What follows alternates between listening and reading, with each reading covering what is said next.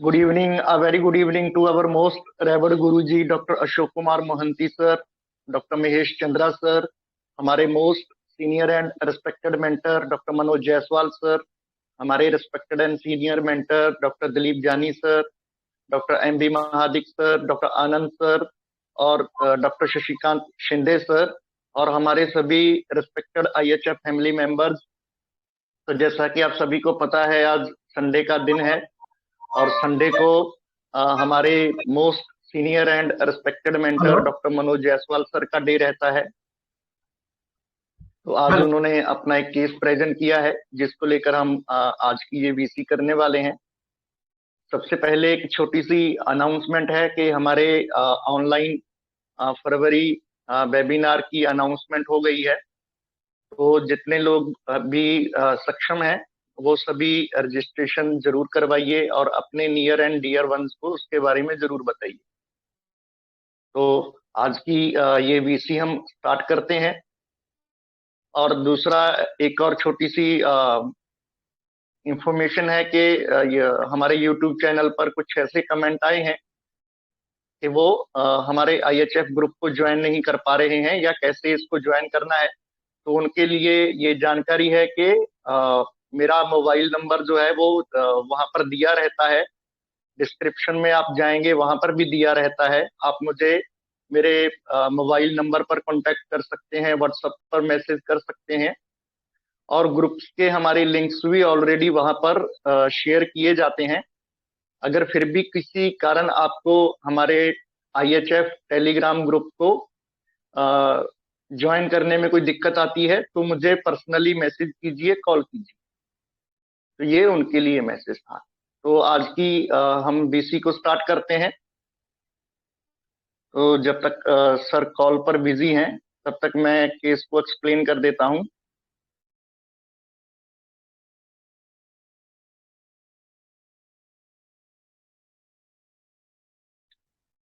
ये एक फीमेल का केस है। 29 इयर्स ओल्ड ये फीमेल हैं। वो अपने हेडेक के लिए जो पिछले 10 से 15 दिन से हो रहा है उसके लिए सर के पास आती हैं और बोलती हैं मेरे सर में बहुत दर्द हो रहा है, ऐसा लगता है जैसे फट जाएगा। तो सर ने सवाल किया कि कब से हो रहा है, तो पेशेंट ने बताया 10-15 दिन से हो रहा है, एलोपैथिक दवाइयां खा रही हूं पर कोई आराम नहीं हो रहा। थोड़ी देर के लिए दर्द कम होता है फिर शुरू हो जाता है। तो सर ने क्वेश्चन किया कि दर्द कब ज्यादा होता है, तो पेशेंट ने बताया चिल्लाने से और स्ट्रेस होने से। तो सर का क्वेश्चन था तो ऐसे क्या होता है जो चिल्लाना पड़ता है। तो पेशेंट ने जवाब दिया मैं अपने पति की आदतों आदतों से परेशान हूँ। इनको रजनीगंधा और तुलसी खाने की हैबिट है जो मुझे बिल्कुल पसंद नहीं है। बस उसी बात पर मेरे को चिढ़ हो जाती है। मैं एडिक्शन बर्दाश्त नहीं कर सकती। तो सर ने क्वेश्चन किया आप लोग तो शायद लव मैरिज किए हैं ना। तो पेशेंट ने बताया हाँ लव मैरिज ही है, 2 महीने पहले ही शादी हुई है। उसी समय बताया था कि केवल सादा पान खाते हैं। तो मैंने सोचा चलो कोई बात नहीं, ये आदत ये आदत तो छूट जाएगी। पर शादी के बाद पता चला इन्होंने झूठ बोला था। ये बात मुझे बहुत हर्ट करती है। तो सर ने क्वेश्चन किया शादी के पहले आप कुछ करती थी क्या। तो पेशेंट ने बताया शादी से पहले रायपुर में टीचिंग करती थी। शाम को 7:30 बजे से लेकर रात भर स्टडी और ट्यूशन में बिजी रहती थी। शादी के बाद रिस्पॉन्सिबिलिटीज ज्यादा बढ़ गई हैं। तो इसी बीच हस्बैंड ने बताया कि इसके दिमाग में सफाई का कीड़ा है, किसी भी दूसरे की सफाई से संतुष्ट नहीं होती, पूरा हाइजीन मेंटेन करती है।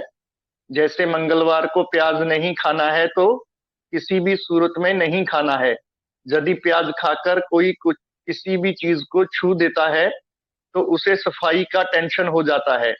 यदि इसका रखा हुआ एक पिन भी इधर इधर का उधर हो जाए तो इसे बहुत गुस्सा आता है। सब सामान जहां का कहाँ होना चाहिए, वहीं का वहीं होना चाहिए। मतलब जो सामान जहां होना चाहिए वहीं पर होना चाहिए। तो 200 पोटेंसी में मेडिसिन दिया गया। नेक्स्ट फॉलोअप पर बहुत ज्यादा आराम था, काफी बेटर फील कर रहे थे, तो प्लेसिबो दे दिया गया और एक 200 पोटेंसी में एक्स्ट्रा डोज भी दिया गया और उसके बाद पेशेंट पूरी तरह ठीक हो गया। ये केस है। जी सर।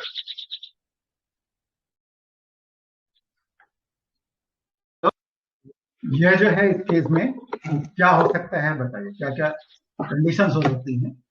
और ये इसने लव मैरिज किया हुआ है और लव मैरिज के समय इसे इसने बताया था ना हस्बैंड ने कि मैं क्यों सादा पान खाता हूँ। उसने पूछा था, लाल लाल देते थे ना, तो पूछा था कि भाई लाल लाल क्यों रहते हैं, तो सादा पान खाता हूँ बोल के उसने टाल दिया था।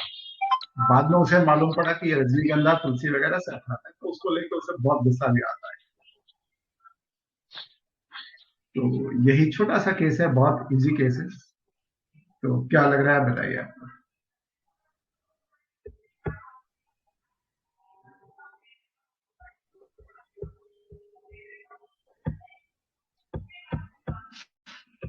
Hello sir. हाँ हेलो। Good evening sir. हाँ ये जो पेशेंट है वो बहुत ही फास्टिडियस है और इसको पता था कि वो पान खाता है और वो रजनीगंधा और क्या दूसरा खाता है वो उसे नहीं पता था। उसे उसे उसे लगता था कि शादी के बाद वो पान खाने की आदत भी छूट जाएगी उसकी। तो इसे वो और भी ज्यादा समझ में आ गया कि ये पान के सिवा वो दूसरा वो स्मेलिंग वाला खाता है ज्यादा। तो यस। इसे वो बर्दाश्त नहीं हो रहा है। इस नई शादी है इसी फिर भी वो ये करने के लिए तैयार नहीं कि उसको जैसा चाहिए वैसा ही चाहिए। और उसको क्लीनलीनेस बहुत पसंद है और उसको स्ट्रिक्ट रूल है कोई कि वो प्याज नहीं खाने का। मंगलवार को तो खाया तो फिर वो किसी को टच करने नहीं देती है और जो टच किया वो धोने का उसको वो रहता है और क्लीन क्लीन करने का उसका वो थोड़ा दिमाग में पैसा है। और ये बिल्कुल मानने को तैयार नहीं कि वो उसकी उसकी वजह से उसको तकलीफ हो रही है। उसकी वो उसकी वजह क्या उसकी रजनीगंधा की वजह से उसको एंगर आ रहा है और एंगर की वजह से उसको हेडेक हो रहा है। ऐसा है तो ऑर्डर डिजायर फॉर और क्लीनिनेस मैनिया ये सब लेके ट्रिटिकम वगैरह और आर्सेनिक का फर्स्ट दिमाग में आता है क्योंकि इतनी ऐसा नई शादीशुदा है और इतनी फेस्टिडियस है और डिक्टेटोरियल भी है ज्यादा ऐसी। तो बैटिंग और वो बता भी रहा है कि इसको क्लीनिनेस बहुत पसंद है और वो बहुत क्लीन करती रहती है और किसी का क्लीन किया तो उसे अच्छा नहीं लगता है, वो खुद खुद ही करती रहती है। तो ज्यादा आर्सेनिक तरफ जाता है मेरा तो। बाकी आप हाँ बाकी सब आप वो तो फिर हम बताएंगे। Thank you. लेकिन आपने एनालिसिस बहुत अच्छा रहा है, केस को आपने बहुत अच्छी तरह से समझा है, ये बहुत बड़ी बात है। Thank you. फाइनल तो जो परसेप्शन करता है उसके हिसाब से करता है, लेकिन समझ जो है आपकी अंडरस्टैंडिंग बहुत अच्छी है। Very nice.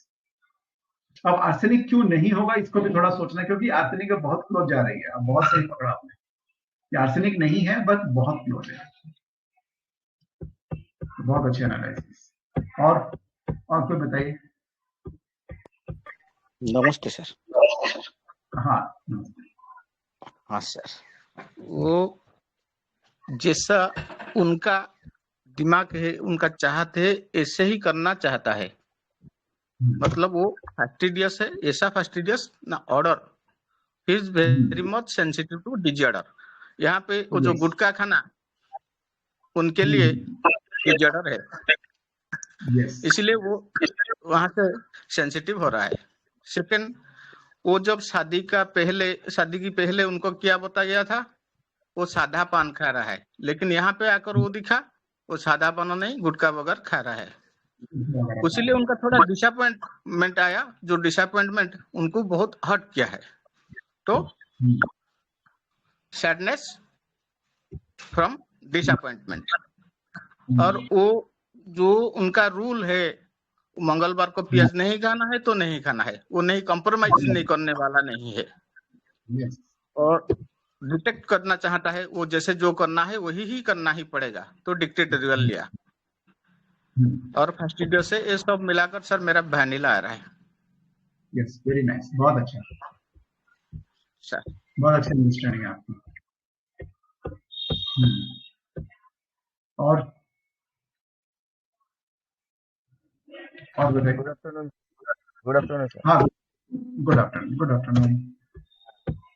सर इसमें मुझे पहले लगा कि शादी के पहले इसका हस्बैंड खाली पानी खाता था, पर अभी गुटखा भी खा रहा है, तो इसकी वजह से डिसअपॉइंटमेंट हुई है। सेकंड थिंग है, मुझे सर मंगलवार को जो करती है, तो ये लेके मैंने सुपरस्टिशियस सोचा इसमें, and she is very sensitive disorder, so order everything in order. तो मुझे सर यह ज्यादा टिट्रिक वल्गर इसका फील है सर मोस्टली। बहुत बढ़िया, वेरी नाइस।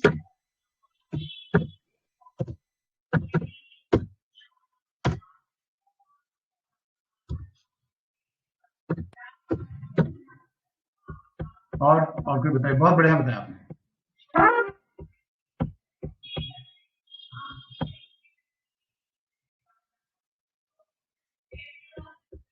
और कोई बताएंगे? Good afternoon sir. हाँ, गुड आफ्टरनून।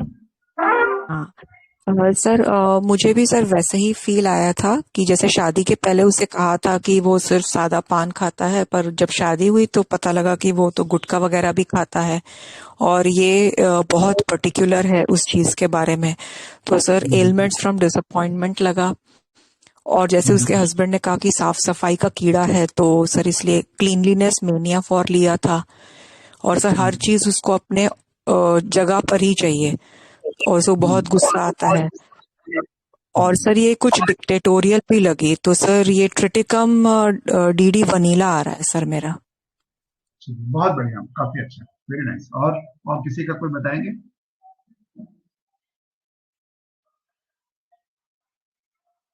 और बताइए। Hello sir. हाँ, बोलिए। सर मेरे दिमाग में दो रेमेडी आ रही है। एक एलिमेंट से गए तो एक अलग आती है, और अडेप्टेशन से लेके गए तो अलग आती है मेरी। एलिमेंट से गए तो डिसअपॉइंटमेंट है।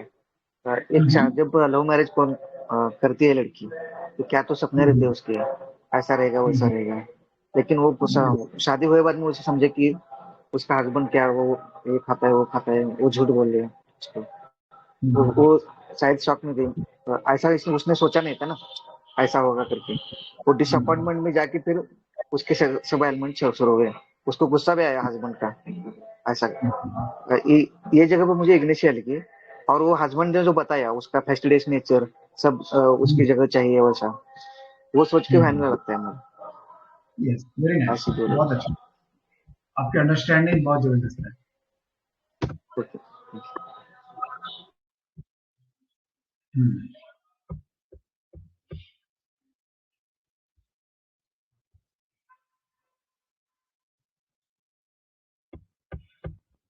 और सर वो जो कहती है कि मंगलवार को प्याज नहीं खाना, और वो एक जैसे रूल्स ये कर रही है अपने लगा रही है, तो सर ये डॉगमेटिक हो सकती है सर? डॉगमेटिक किसे बोलते हैं? सर जो एक सेट रूल्स को फॉलो करे। हाँ, लेकिन यहाँ जो फॉलो जो है ना, रूल्स किससे जुड़ा हुआ है? मंगलवार को नहीं, लेकिन बाकी दिन तो खाती है ना, उसको अवर्जन नहीं है। लेकिन यदि हम एक दिन मानते हैं तो उसको वो रिलीजियसली मानती है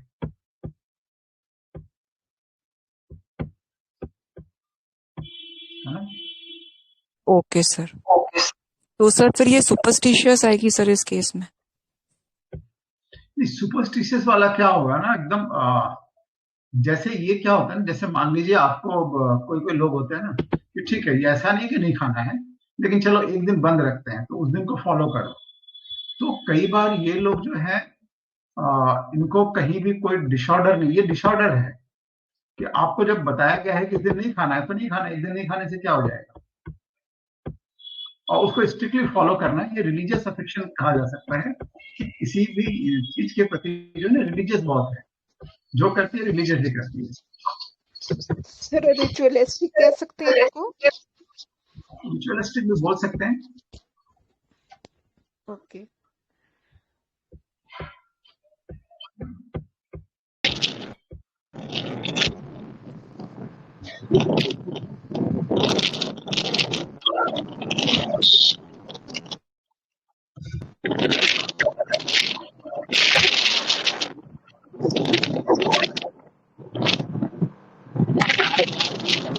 बहुत ज्यादा आवाज आ रही है। हाँ, और कोई बताएंगे?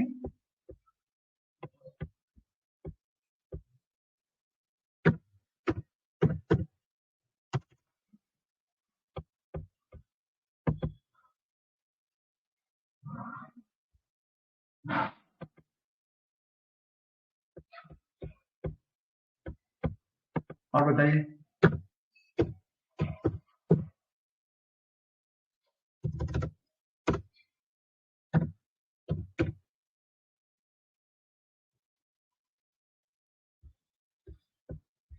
चलिए, हम लोग डिस्क्लोज करें तब, या और कोई बोलेंगे हाँ अपना सर। ओपिनियन?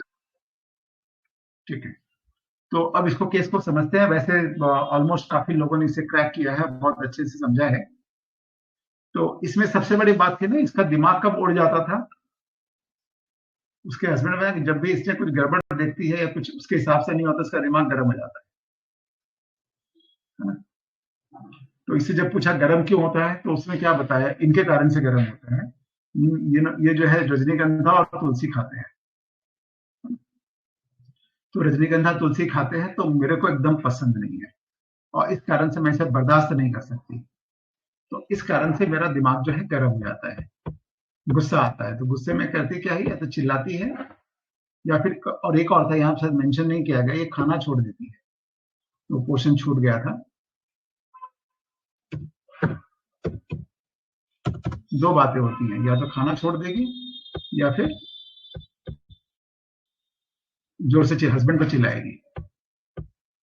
और क्या प्रॉब्लम हो रही है इसको, कि इसके घर में जहां रहती है इसको किसी का काम पसंद नहीं आता है ना। तो उसके बाद क्या करती है, सारे काम को दोबारा करती है, अपने से करती है ना। ये ऐसी कंडीशन रहती है कि फिर वो सफाई करके भी रखा हुआ तो फिर से साफ करेगी, क्योंकि इसकी सोच ही वैसी है, मैं एकदम बर्दाश्त नहीं करती है गंदगी, इसको पसंद नहीं है, इसके अपने हिसाब से जीना है, अपने हिसाब से काम करना है। ये इसके साथ ये बहुत बड़ी प्रॉब्लम है। तो इस कारण से क्या है कि घर पे आके एक तो काम पे जाती है, और घर के आने के बाद भी जो है ये सफाई का जो कीड़ा है इतना ज्यादा है कि ये यहाँ आकर भी फिर से बिजी हो जाती है। तो जो एक काम है दूसरे का केवल पसंद नहीं आएगा तो क्या होगा, आप खुद ही तो परेशान कर रहे हो ना। तो एक ये फील है, और इसमें उसका सारा दिन लग जाता है, उसकी रिस्पॉन्सिबिलिटी ज्यादा हो जाती है, डबल रिस्पॉन्सिबिलिटी हो गई। तो आप पसंद नहीं करोगे तो आपको कोई तुम्हारे लिए कुछ नहीं कर सकता। ये कीड़ा भी इसे बहुत ज्यादा परेशान कर रहा है। तो ये सारी फील इस रेमेडी में है। तो इसमें जो है सबसे ज्यादा जो है सिंपल, यदि हम लोग लें इसको, तो ये फास्टिडियस बहुत ज्यादा है ना, और cleanness mania through and through है, ये क्लियरली दिख रहा है। और इसके हिसाब से सारा होना चाहिए, जब इसके हिसाब से नहीं होता है तो ये गुस्सा हो जाती है, और कहीं ना कहीं सो डिक्टेटोरियल भी है। तो ये रुब्रिक बिल्कुल कंफर्म रुब्रिक है। तो हमारे पास जो रेमेडी बच रही है अभी, vanilla, heroin, arsenic, spongia, silicea, sulphur and ignis. अब आर्सेनिक क्या करता है, आर्सेनिक जो है rest can not when things are not in proper place, और आर्सेनिक खुद करने के बजाय दूसरों से करवाएगा, और प्लस आर्सेनिक को किसी के एडिक्शन से ज्यादा परेशानी नहीं है, इसको सारी चीजें एडिक्शन भी नहीं चाहिए, सब कुछ एकदम ठीक ठाक चाहिए। तो ये जो है ना एंगर डिसऑर्डर अबाउट है, एंड इरिटेबिलिटी हस्बैंड टुवर्ड्स है, हस्बैंड पर इसको बहुत ज्यादा गुस्सा आता है, irritability family to her, irritability husband to her, ये है ये। And element from care and worries. अब इसके कारण से क्या होता है, काम की जिम्मेदारी बढ़ गई, सबका केयर करना पड़ता है, ये काम भी देखना पड़ता है, ऑफिस भी देखना पड़ता है, तो यहाँ भी इसे परेशानी हो रही है। ठीक है, तो ये रेमेडी वेनिला ही है। तो प्राय काफी लोगों ने वेनिला कहा है, और आर्सेनिक भी बहुत क्लोज जा रहा था इसके, लेकिन आर्सेनिक में जो है आपको डिक्टेटोरियल भी है, आर्सेनिक एकदम केयर वरीज में भी है, लेकिन आर्सेनिक जो है डिसऑर्डर से रिलेटेड नहीं करता है, इसको उसका अपने हिसाब से जो भी काम है वो होना चाहिए। लेकिन एंगर डिसऑर्डर अबाउट या सेंसिटिव टू डिसऑर्डर में भी मोस्ट प्रोबेबली, एक मिनट चेक करता हूँ है कि नहीं।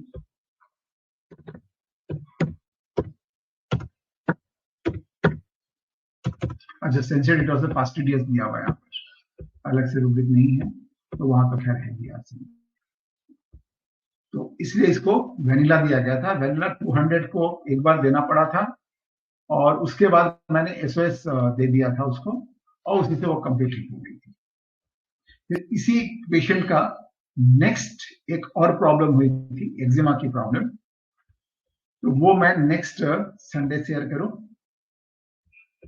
वो बहुत अच्छा है, सेम पेशेंट, उस समय इसको दूसरी मेडिसिन लगी थी, थोड़े से कुछ बाकी ये आदतें तो वही थी, लेकिन थोड़ी सी क्या बोलते हैं उसको, उसका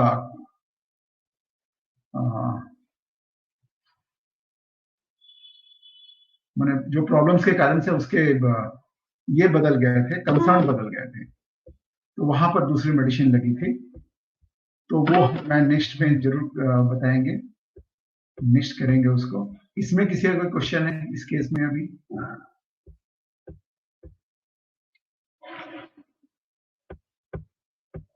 वो प्याज का छिलका सर, हाँ सर प्याज का छिलका वाला कुछ था सर, तो वो सुपरस्टिशियस चलो उसको मैंने ज्यादा कंसिडर नहीं किया। एक्चुअली क्या होता है ना, ये रिलीजियस होती है बहुत ज्यादा, इसका रिलीजियस साइकोलॉजिकल थीम में आता है। ये थीम वाइज देखे तो वेनिला जो है रिलीजियस होती है, जो भी काम करती है दिल लगा के करती है।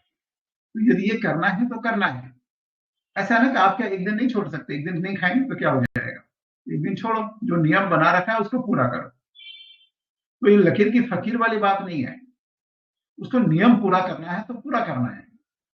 ये है जो उसने रूल बनाया है उसको मानना पड़ेगा, ये उसको रहता है। लेकिन मानते क्या है घर वाले, इसीलिए तो सारा इरिटेबिलिटी होती है। लेकिन ये खुद बहुत मानती है, ये चाहती है कि एक दिन कम से कम हम लोग साथ में करें। This is the main reason, ये इसका रिलीजियस अफेक्शन है। सर एंगर हस्बैंड टुवर्ड्स में नहीं है ना सर वेनिला? हाँ, एंगर में नहीं है, इरिटेबिलिटी हस्बैंड टुवर्ड्स में है।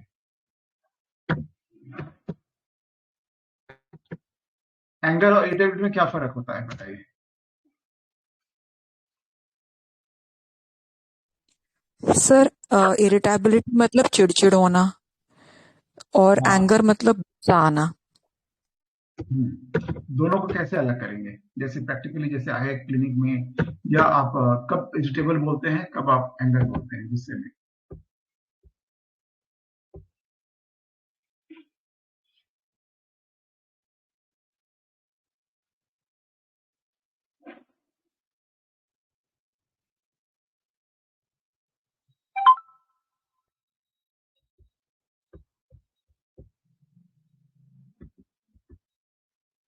इरिटेबिलिटी में क्या होता है कि यू बिकम वेरी सेंसिटिव, तो एक्शन आपका कम हो रहा है लेकिन चिड़चिड़ ज्यादा कर रहा है ना? और एंगर में आप थोड़ा सा कहीं ना कहीं थोड़ा सा जोर जोर से चिल्लाना दिखेगा, और एक दिन भर ये लगा रहता है, ये करता रहता है, बाकी कुछ नहीं कर रहा है, चिल्ला रही है, ये कर रही है, वो अपनी जो है ना खुन्नस निकालना जिसे बोलते हैं, वो निकाल रही है। और एंगर में आपको एकदम एक्शन दिखाई देगा, कैसे किया ये सब, चलो ठीक करो, तो वो पूरा भड़ास निकालता है जोर से। तो ये चिल्लाती भी बहुत ज्यादा है। जब उसको बहुत ज्यादा गुस्सा आता है और इरिटेबिलिटी की मात्रा बढ़ते बढ़ते एक लेवल पहुंचता है, तब इसका गुस्सा फूटता है, तब ये जोर जोर से चिल्लाना शुरू करती है। तो इसको इरिटेबिलिटी क्या है, उसका खाना देखते का रोज रोज नहीं बोलनी ना उसको, लेकिन जब भी वो खाता है तो उसके मन में चिड़चिड़ होने लगती है, गुस्सा आने लगता है, हमेशा नहीं निकालती है। तो जस्ट गुस्सा आने के पहले की जो स्टेज है ना, दैट इज इरिटेबिलिटी। तो वहां नहीं है। एंगर हस्बैंड टुवर्ड्स में भी से होना चाहिए था, जो मुझे लगता है, क्योंकि चिल्लाती तो है इस केस में, लेकिन रूब्रिक्स में फिलहाल नहीं है, हो सकता है बाद में आ जाए।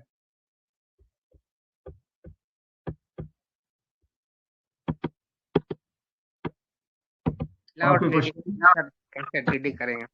हाँ, ट्रिटिक में कैसे? बहुत बढ़िया, बहुत बढ़िया। ट्रिटिकम क्या होती है? ट्रिटिकम जो है ना, वो एक रूब्रिक है हमारे पास, देखिए, comply to wishes of others, एक बार चेक कीजिए क्या रूब्रिक है, पूरा rubric. feeling obliged to comply the wishes of others. Feeling obliged to comply to wishes of others. तो अच्छा ठीक है यार, मैं मान लेती हूँ, मैं नहीं खाऊंगी, अगले का खाने का मन है, खाने दो, क्यों इतना ये करना, जबरदस्ती करना, क्यों गुस्सा करना, है ना। तो टिपिकल होती तो क्या करती वो, feeling obliged to comply to wishes of others. नहीं नहीं ठीक है, अच्छा है, खा लेना, थोड़ा सा खा ही लेना चाहिए, क्या दिक्कत है, बच्चा है खा लेगा, और उसको ऐसा करके अच्छा लगता है।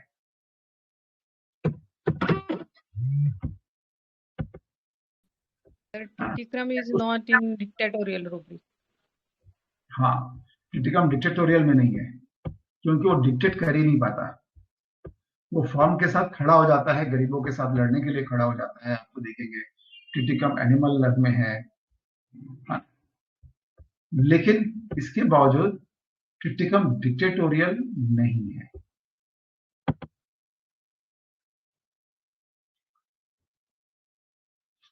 लेकिन इसके बावजूद जो है ना, वो उन लोगों के लिए काम करता है, उन लोगों के लिए लड़ता है जो समाज में बहुत ही दयनीय कंडीशन में है, जिनको कोई पूछता नहीं है, जिनके लिए कोई कुछ करता नहीं है, जो दुत्कारे जाते हैं, ऐसे लोगों के लिए लड़ता है। टिटिकम ऐसी रिकमेंडी है। लेकिन इस केस में क्या है कि चलो ठीक है यार, मैं नहीं खाऊंगी, हस्बैंड को खाने का मन है, तो इतना मना करना भी अच्छा नहीं है, जाने दो, खा लेने दो इनको, है ना, जा जी ले अपनी जिंदगी, ये टिटिकम करता है। तो यहाँ टिटिकम अलग हो गई थी इस केस में। और कोई क्वेश्चन? टिटिक्रम की जो इरिटेबिलिटी, इनसिंसियरिटी ऑफ अदर्स जो है, तो वो काम के प्रति दिखेगी क्या अपने को? हाँ, इनसिंसियर में क्या होता है, जैसे आप कोई काम कर तो रहे हो ना, what is insincere, you are doing the work, है ना, लेकिन आप सिंसियर नहीं हो ना। वो खुद ऑनेस्ट है, वो सिंसियरली सब फॉलो करता है, तो वैसा उसमें किसी में नहीं किया सामने वाले ने, तो जो इरिटेबिलिटी होगी वो यहाँ कंसिडर करेंगे क्या? हाँ, तब यहाँ कंसिडर करेंगे कि भाई कुछ तो जिम्मेदारी होनी चाहिए ना, कुछ तो आपको सिंसियरली काम करना पड़ेगा ना। ये क्या मतलब बनता है आप ठीक से काम नहीं करते हो? जैसे मान लीजिए आपके यहाँ अंडर में कुछ लोग काम करते हैं, आपके यहाँ कंपाउंडर है, अब वो काम तो कर रहे हैं, लेकिन अब देखा जैसे अभी मेरे कंपाउंडर ने किया था, मैंने क्रॉस और डबल क्रॉस बोल के एक मेडिसिन दिया था, बाहर का पेशेंट, वो भी नेपाल का पेशेंट, ऊपर से उसने ऊपर खाम में तो लिख दिया क्रॉस एंड डबल क्रॉस, और सीसी पे दाग मारा ही नहीं, अब दोनों एक ही खाम में डाल के लिख दिया। अब पेशेंट का फोन आया, अब मैं क्या करूं? तो ये इनसिंसियरिटी है ना। अब थोड़ा सा सिंसियरली काम करो तो ये प्रॉब्लम नहीं आती। तो इनसिंसियर काम में क्या होता है, दिक्कतें आती हैं, प्रॉब्लम आती है। आप काम ठीक करते भी हो, लेकिन वो काम किसी काम का नहीं रहता है। तो मेडिसिन चला है तो उसके पास, लेकिन किसी काम का नहीं है। तब वो भी फंस गया, मैं भी फंस गया, यहां से भेज नहीं सकता, वहां मिलती नहीं है, अब क्या करेंगे? तो इनसिंसियरिटी इसको बोलते हैं कि यदि या तो काम मत करो या फिर ठीक से करो। तब उसको इरिटेबिलिटी होती है जब लोग ठीक से अपनी जिम्मेदारी को नहीं निभाते हैं, क्योंकि अकेला सब कुछ तो वो नहीं कर सकता।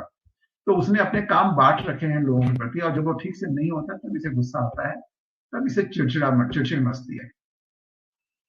कैसे लोग हैं, करते नहीं है ठीक से।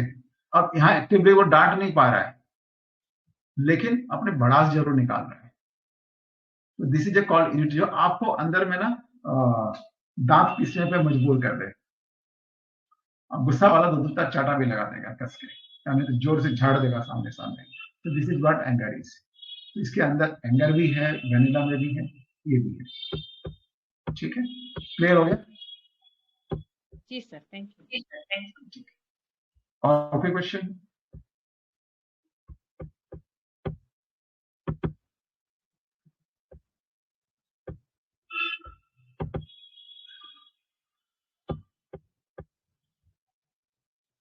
हेलो,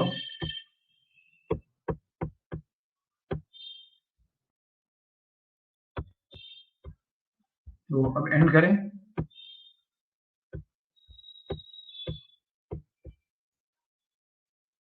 हाँ Praveen da, over to you. जी सर।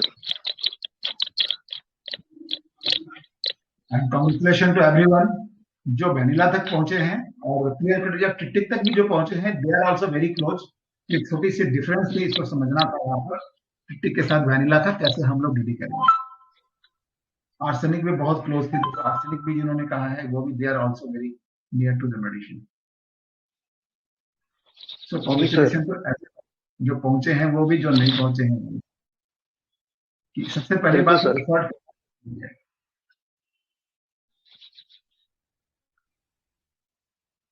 जी सर, दूसरा ये भी है कि जब वेनिला और क्रिटिकम का केस क्योर कर लेंगे तो फिर उसके बाद कंफ्यूजन बहुत कम हो जाएगा, फिर बहुत कुछ पता चल जाता है सर पर्सनल कांटेक्ट में आने के बाद, पेशेंट के बाद, कि पेशेंट की टोन कैसी रहती है, उसका बोलने का तरीका कैसा रहता है, तो फिर कंफ्यूजन और कम हो जाता है sir.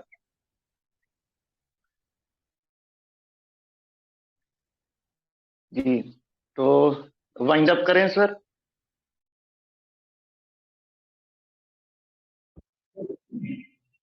So thank you everyone. जी sir. Thank you sir. Thank you sir. Thank you so much sir. बहुत अच्छा आर्सेनिक और वेनिला का डीडी बहुत अच्छी तरह से किया आपने। और अब समझ में आया कि आर्सेनिक क्या करता है। वो आर्सेनिक अपने आप खुद नहीं करता, वो क्लीनलीनेस दूसरों की अपेक्षा करता है, वो दूसरे करे। हाँ, दूसरों से करवाएगा, खुद नहीं करता है। वो चिड़चिड़ करेगा सिर्फ।